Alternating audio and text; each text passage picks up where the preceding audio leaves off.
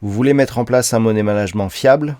Vous voulez connaître des stratégies de trading simples mais efficaces? Alors achetez mon dernier livre Maîtriser la bourse, un livre indispensable pour réussir en bourse.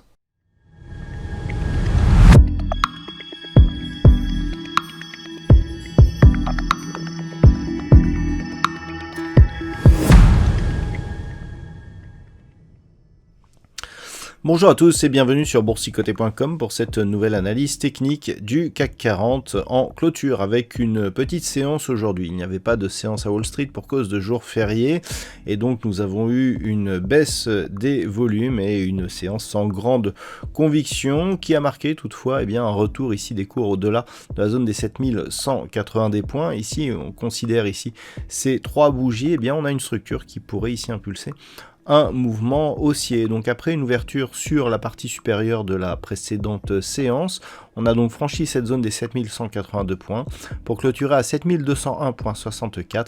Le CAC 40 gagne ce soir 0,82% par rapport à la clôture de la séance précédente. Donc on reste toutefois dans une dynamique baissière et suite à cette impulsion, on est toujours dans une phase de descente, certes lente, mais qui s'inscrit dans une figure de continuité comme nous allons le voir. Du point de vue des indicateurs techniques, on reste dans une dynamique neutre. Alors on a un petit retournement haussier ici sur les histogrammes du MACD, mais il y a tellement peu d'amplitude que ce signal est relativement faible. Le RSI quant à lui est dans une dynamique lui aussi totalement neutre et comme je vous l'ai indiqué, nous avons des volumes largement inférieurs à la moyenne. Alors tout à l'heure je vous parlais de cette structure. On a ici donc une configuration avec une bougie baissière, une bougie hésitante ici, une bougie haussière. Alors, il y a beaucoup de choses qui viennent pondérer cette configuration. Déjà, il n'y a pas de gap, à part sur cette bougie ici, mais le gap a été comblé. Ensuite, on a on a une faible conviction baissière ici sur cette bougie.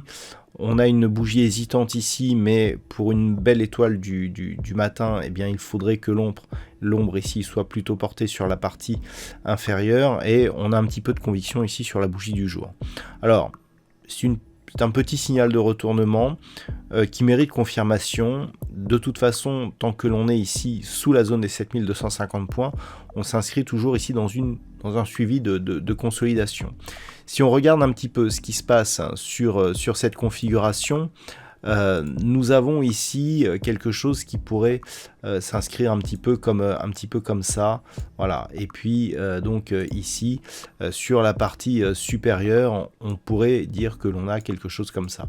Alors cette configuration, c'est un triangle. Alors certes, il n'est pas symétrique, mais c'est un triangle. Le triangle est une figure de continuité.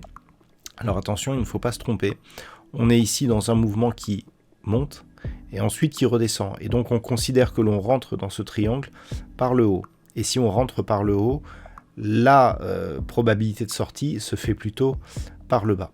Donc ce qu'il faudra surveiller, c'est une éventuelle ici cassure de cette zone de support, donc qui sera demain aux alentours des 7130 points, car une cassure de ce support irait dans le sens d'une poursuite de la phase de consolidation. Je vous rappelle que pour l'instant, on a ici une impulsion, deux tests ici sur la zone de retracement 38,2%.